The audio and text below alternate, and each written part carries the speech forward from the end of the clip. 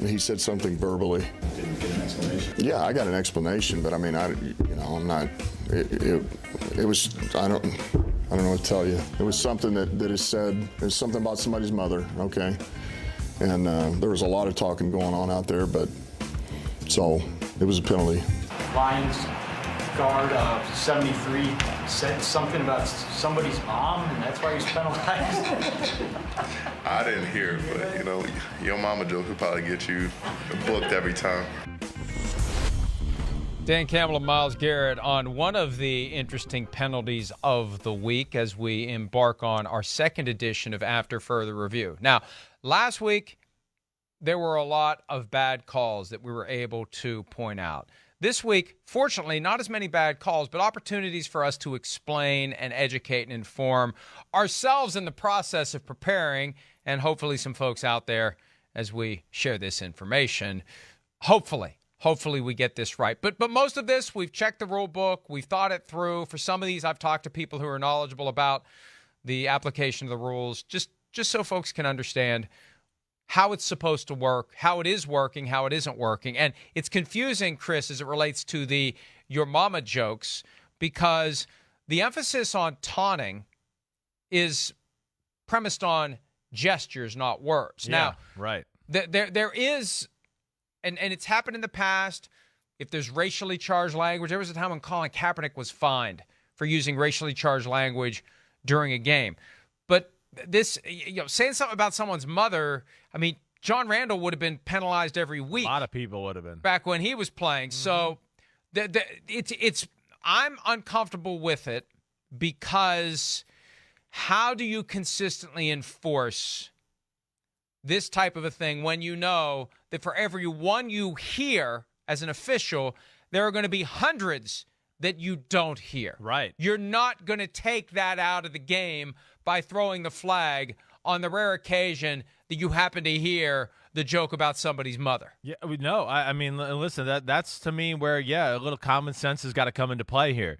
I even heard, I think in another press conference of Dan Campbell, he's like, literally, as the ref was calling a penalty about the guy talking about the mom, he was like, they had players talking trash and taunting us as the ref was doing it. So, again, the rule wasn't put in there to just take away talking between guys. It was the gestures.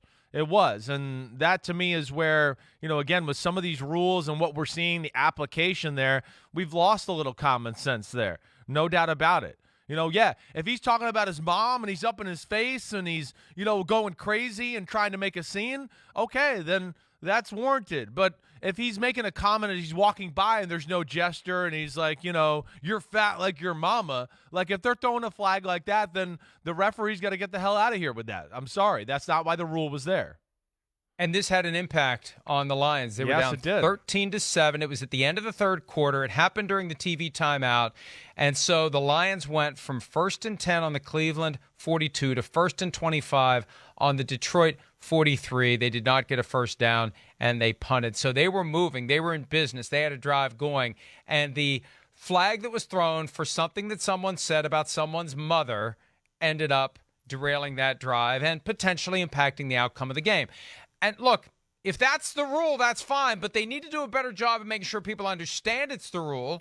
Just like with the actual taunting gestures we're going to talk about in a moment, you need to be able to coach your guys. What do you say to your guys now? Right. How do you avoid this? Because you know that guys talk. It's part of the game. And John Randall did say things about people's family members. He was trying to get them to flinch. Sure. To say, what? He knows my wife's name? Yeah. I mean, think about it. Right. Pre-internet. Yeah. John Randall was out there doing research on family names, on just anything he could use to get under someone's skin, to get them in that key moment to just flinch, to misfire, because they're asking themselves, did I just hear what I think I heard? And it's a difficult standard to enforce consistently. That's my concern about it. Yeah, 100%. I'm with you there all the way. And you're right. It's not why, for me, that's not why the rule was there. It's not. And talking is part of the game. It is. We wanted to take away the demonstrative acts The acts that are, you don't even need to hear what you're saying. You're going, that's disrespectful. That's unsportsmanlike conduct. Why are you acting like that? So let's go to some of the let's go to the videotape. I've been trying to think of a good your mother joke to use against a Lions player, like the Bears could use tomorrow. I have an idea. I don't. It's probably not inappropriate. Can I try it out? Do you want to try it out? I want to hear it. I'd like to hear it. Okay. If you got to word it the right way, I'm struggling to word it the right way, but it would go something like this. To a Lions player, your mother is so fat that when you try to bite her kneecap bites you first. You like that one? Is that good? I guess. Is that usable? I guess. All right, here we go. Because it's the whole, if you have to explain it, it's not funny, so I'm not going to try to explain it. You have to follow the sport. You have to follow the sport to know what I'm talking about. All right, if you follow the sport, you know what we're talking about when it comes to taunting. And Clyde Edwards-Helaire found out, as the case may be, the hard way, running the ball into the end zone on the pitch from Patrick Mahomes. Oh, there's the point. That's the problem, because the point of the taunting emphasis this year is don't do anything in the face of an opponent. You put that finger in the face of the guy who's chasing you into the end zone, you are going to draw a flag. That is exactly what they are telling these guys to not do. So, and here's the way it works. It has become almost Pavlovian. A flag gets thrown for taunting.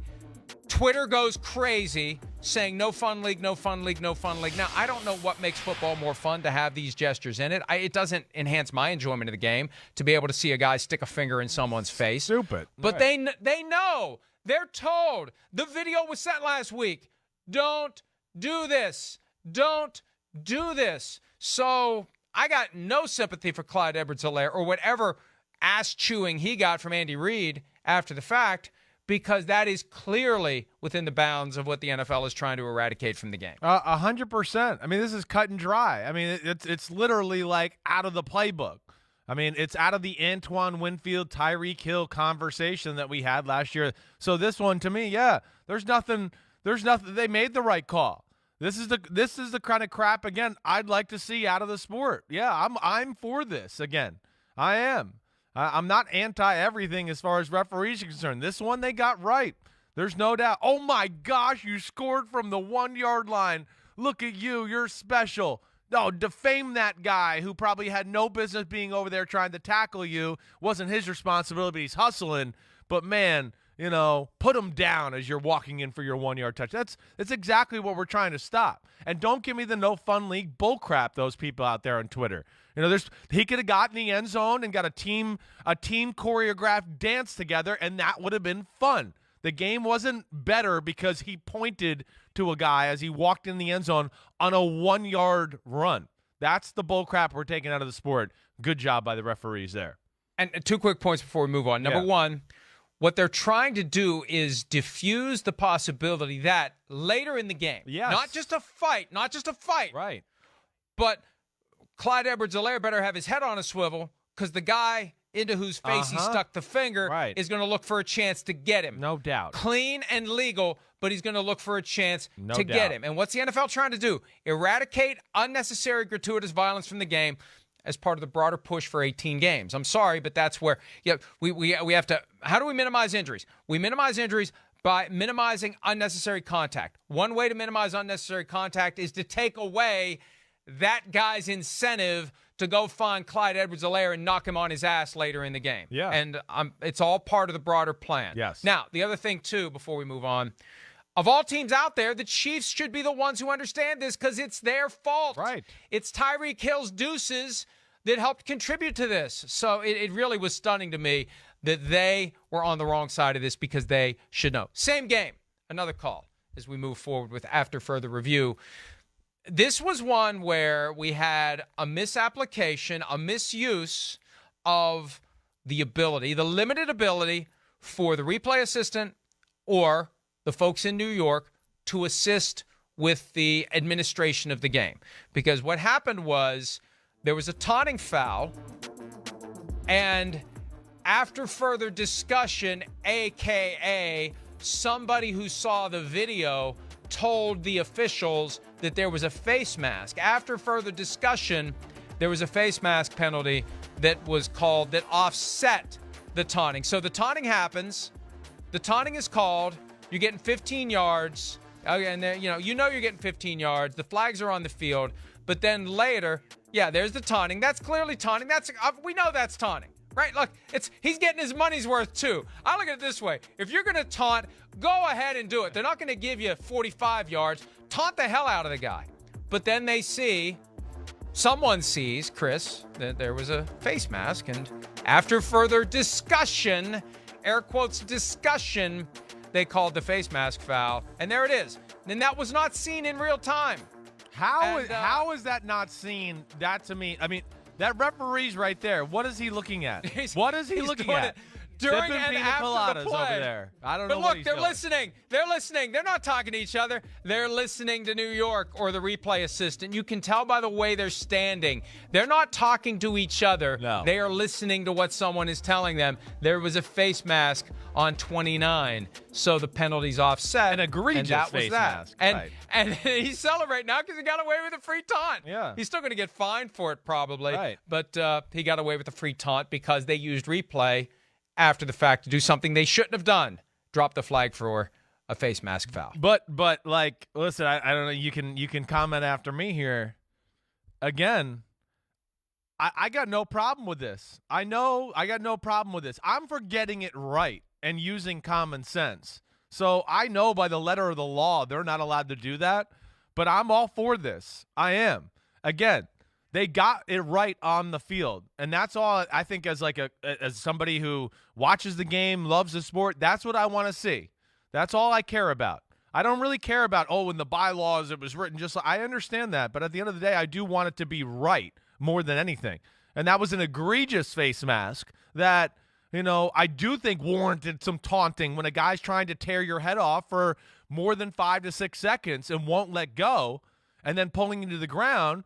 All right, so yes, he taunted. He was wrong, and he got penalized for it. But that other part of the penalty has to come there. And to me, this is where the NFL, I think, used common sense here. And I'm for that. I really am. So I'm not going to be mad at this one either. I'm going to applaud the NFL for going, good job. I don't give a damn about the little bylaws or what's written in the rule book. You got this one right, and that's what it should have been done. And I'm all for that. I agree with you, Chris, 1,000,000%. I have a very Machiavellian approach when it comes to getting the calls right. I don't care what they do to get there. I don't Just either. get it right. Right. And if you're violating the technical rules of the limits of the replay assistant or the communication pipeline that they have in place from New York, I don't care. I don't either. And I look at it this. I look at it this way. Let's go back to January of 2019.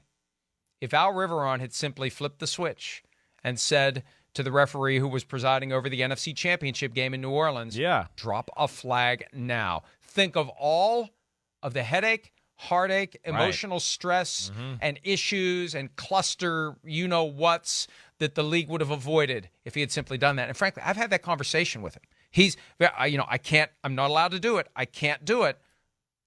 You got to know when to break glass in event of emergency and break the rules in event of emergency. If he had just done that then, I don't know the whole story about why he's no longer in the position that he's in. I think the problem was they created that position for Dean Blandino, and then Dean Blandino decided they don't value the position, so he took a job where his services were going to be properly appreciated 100%. And he was going to be properly compensated. I think Al was destined to fail in that job, but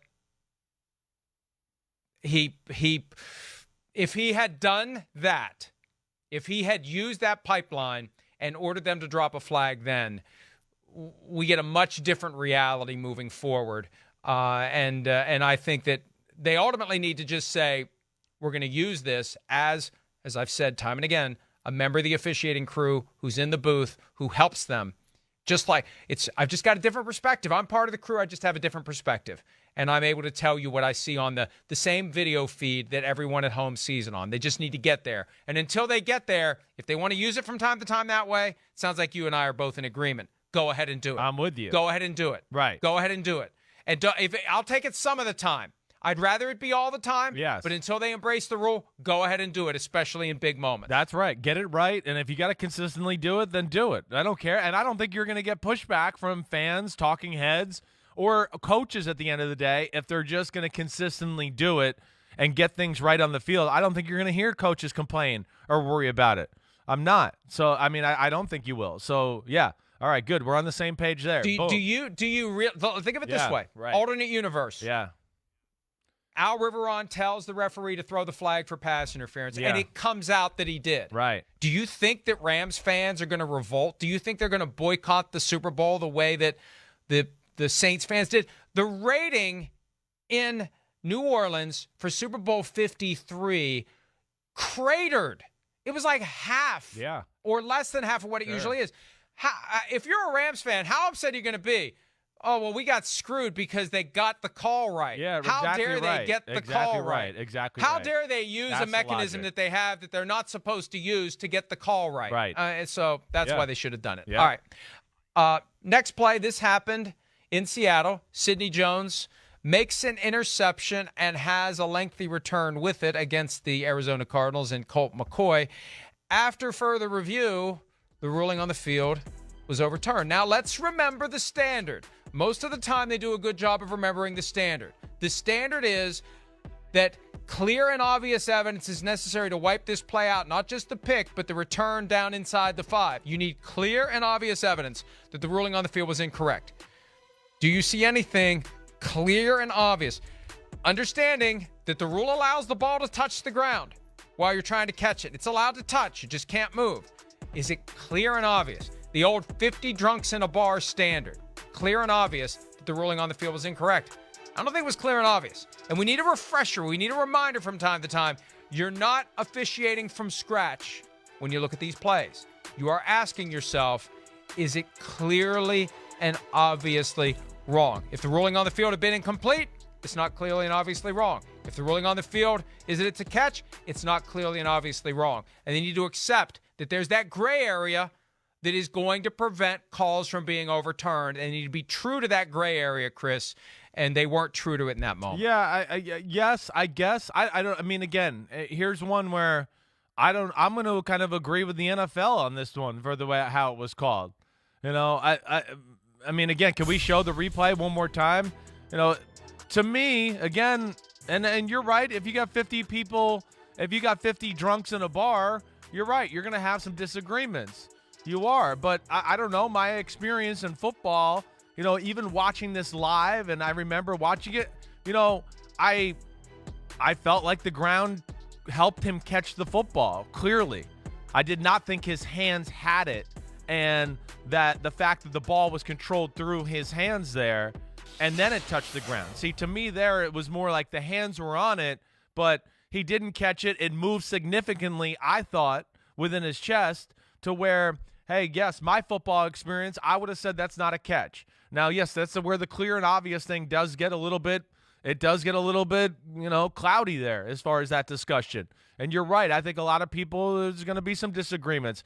I think a lot of football people are still going to look at that and go, that's not a catch, at least in my opinion. But it's not an easy one. Remember the standard, This though. is not easy. And I know. The standard is. This is the way Right. Mike Holmgren explained it, and it comes up all the time. 50 drunks in a bar have to simultaneously shout out that was a bad call. That's the standard that they're supposed to use. Under that standard, I know. that's not an incomplete pass. But see, this is where I'll push back against that. Like 50 drunks in a bar, one are drunk, all of them, and some of them don't know about anything about football. So we can't always listen to 50 drunks in a bar. That's where it does come into a little bit about people with experience in the sport, seeing it, knowing it. They have to make these decisions a little too. They're drunk in a bar for a reason, and they're not on the field for a reason.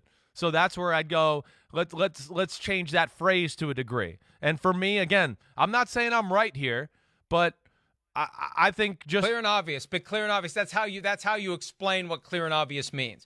It means it's so clear and it's so obvious, there's no dispute, there's no doubt that it was a bad call. And as I said, I think this is a gray area, and we get gray areas where whatever the ruling on the field isn't going to be overturned by replay review. Whether it was incomplete or interception, there isn't enough to overturn it. And that happens sometimes. I can deal with lot. these. I can deal with these. I can deal. This to me does not have to be, again, it's not perfect.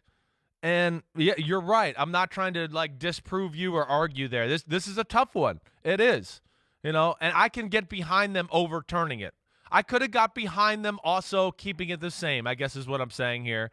Well, then if you say that, then they should have kept it the same. If you can get behind either one, obvious. Then it's not clear and obvious. I get you. I get you. Roasted. Well, it's clear and obvious to me with experience being in the sport. And can we show that last angle one more time again?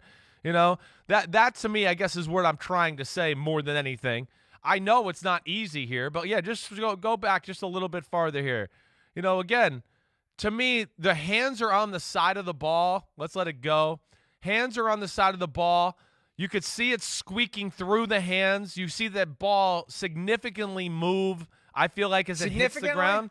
Well, I feel like there's no possession as it's going there, and as it hits the ground, it moves up into his chest. It's not like his hands have it clamped down, and I go, oh, he's kind of got control of it, and he's rolling with it. To me, he has no control with it, and the ground helps him control it. So, yeah, I guess what I'm saying is I agree with it. I agree with the call there, but that's a tough one. It is a tough one. If we go back to how this entire mess first began, the 1999 NFC Championship game, the Bert Emanuel catch, they tried to change the rule to allow that to be a catch. Yes. And it took them all those years to finally get to the point where we know what a catch is. I think if you go back and look at the Bert Emanuel catch from the 99 NFC Championship, you'll see some similarities between that non-catch, which is supposed to be a catch now under the current rule, and what Sidney Jones did. So my point is, it's not clear and obvious that it wasn't a catch. It's got to be clear and obvious it wasn't a catch. And I think it's useful, even though you and I seem to disagree on what should have happened here, it's a good reminder for everyone out there who's watching the games. Let me finish, Pete. It's a clear reminder for everyone out there who's watching the games that it needs to be clear and obvious. It's not re-officiating of the play from the perspective of whoever is watching the game. Okay. Here's one that I think has sparked a lot of confusion because we are so conditioned now that when we see a devastating hit, we assume that a flag is going to come out. But not every blow to the head, not every helmet-to-helmet hit is a violation of the rules, even though we are now, after more than 10 years of the hit to the head or neck area of the defenseless receiver, we are ready to say there's got to be a foul. It happened on Sunday night. Kaiser White applied a forearm to the head of Najee Harris while he was still airborne. He was not down. It was in the Chargers-Steelers game. We'll be showing you the video here momentarily. And it just looked bad. It looked like one of these plays where the flag comes out. We're so used to it. Devastating hit, flag comes out. Watch this. He's in the air, and a forearm to the helmet, no flag. We're used to seeing the flag come out. But here's the reality. He caught the ball. He was no longer defenseless. You can deliver a blow to the head of a player who is not defenseless. He is not down. It is not one of the fouls that would fall into the bucket of thou shalt not strike a defenseless player in the head or neck area. And I communicated with somebody who has vast experience in the application and interpretation of that rule. And I was told it is not a defenseless player. It is not an illegal hit to the head of a defenseless player. It's not a foul. And I know others think it is a foul, and it's in that reasonable minds may differ category. But this is just a reminder, it's still football. And I'm not saying I advocate this kind of hit. All I'm saying is not every hit that looks like that is automatically a foul. We just think it is because so many hits like that now draw flags. Yes. I mean, I agree with what you said there. But, see, to me, this goes into the common sense category again. If that's not defenseless, then I don't know what is. Wait, I'm flying through the air, and I'm sitting there, and a guy goes, head hunting to try to knock me out there. I'm going down. He's going down. So this to me deserves to be flagged. And you know me, I'm not into the flagging thing. But see, this is one where I think the player can reasonably you can ask the player not to deliver that blow right there. That's where I guess I differ a little bit. And again, I'm old school. I'm not usually one to go against this. But to me, this is one where the player can reasonably make a decision as he sees him flying in the air to go, wait, I'm going to lay off here and not aim for his head with my head and my forearm and try to take it out there. So that's where I'd go common sense-wise. I think that deserves to be flagged. I do. He is defenseless, and the player had 2 steps to kind of decide whether, do I really want to try to take this guy's head off? And he decided, yeah, I do want to take it off, and that's what we're trying to get out of the sport. At least in my opinion, that's how I look at it. What you're saying then is that they need to expand the definition of a defenseless player to include a player who is, and we could write it up. We could write it up. Basically, the player is airborne. No part of the player is touching the ground, and it is inevitable. And he's in a compromised position. It's just I don't even think you need to be that specific. Okay. Yep. Okay. The player, no part of the player is touching the ground, and it is obvious that the player is going to be down. That he's not going to land on his feet. Exactly. That's the part you got to have. That's the you part. need to make that kind of player part of defenseless. Right. And maybe that's what they need to do. Yes. Maybe that's the change that play will spark. For now, it's not a foul. No, I know. Maybe by next year it will be. Hi, I'm Mike Tirico, and thanks for watching. Make sure to hit subscribe for the latest news and highlights from NBC Sports.